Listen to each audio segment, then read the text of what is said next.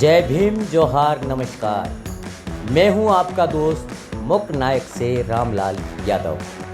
हम मिलाएंगे आज बाबा साहब भीमराव अंबेडकर जी के वारिस एक महान शख्सियत से।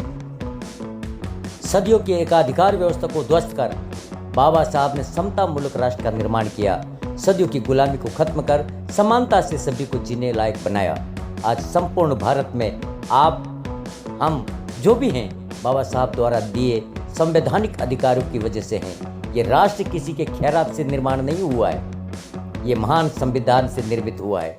जिनके पुरखों ने देश को गुलाम बनाने वाले जाहिलों के समर्थक में थे, उनकी औलादें आज देश को गुमराह कर राष्ट्रभक्ति का सर्टिफिकेट बांट रहे हैं। जनता को ये पता होना चाहिए उस महान बाबा साहब का परिवार आज भी कितना चिंतित और संघर्षशील है इस भारत राष्ट्र के लिए, हम बताएंगे आपको।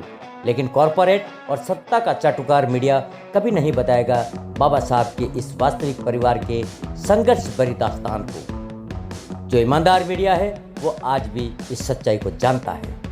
असली राष्ट्रभक्ति बाबा साहब के वंशजों के खून में आज भी दौड़ रही है। इसका सबूत वंचित बहुजन अघाड़ी संरक्षक माननीय प्रकाश अंबेडकर जी को हम सुनाएंगे।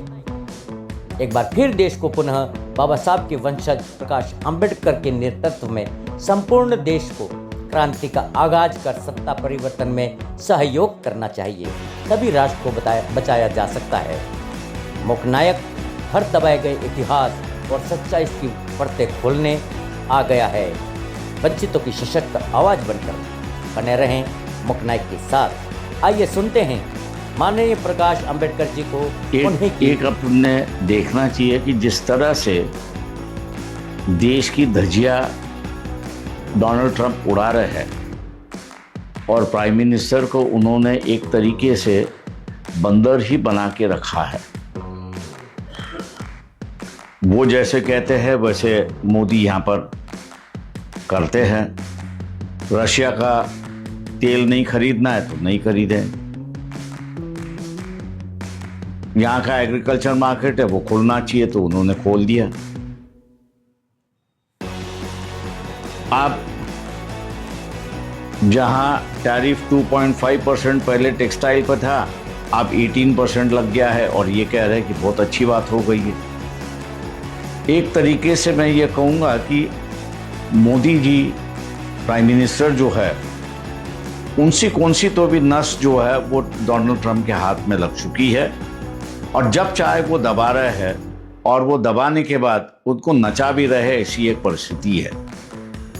एक समय था जब इन्होंने $5 ट्रिलियन की इकोनॉमी होनी चाहिए जब कहा था, तब आम आदमी मोदी जी से ये कहता था कि ये मुद्रा मोदी है। अब स्टीन फाइल के आने के बाद अब मुद्रा मोदी जो है वो मुजरा मोदी हो गया, ऐसी एक परिस्थिति है।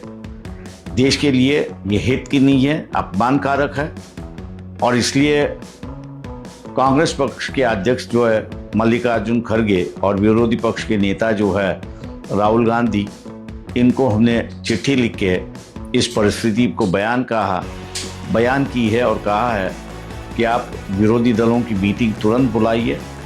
पार्लियामेंट में जो आप कर रहे हो वो तो अच्छी बात है, आवाज़ उठा रहे हो, लेकिन ये आम पब्लिक का इशू है और ये आम पब्लिक के इशू होने की वजह से आम आंदोलन होना ज़रूरी है। इस देश में अभी एक वर्ग ऐसा भी उभर रहा है मिडिल क्लास में से, सवर्णों में से, कि वो कह रहा है कि मोदी जो है वो धर्म और जाति व्यवस्था को दोबारा जिंदा कर रहा है, उनका महत्व बढ़ा रहा है, तो हमने उसका सहकार्य देना चाहिए, योगदान देना चाहिए। मैं ये मानता हूँ कि ये जो सोच है ये गलत है।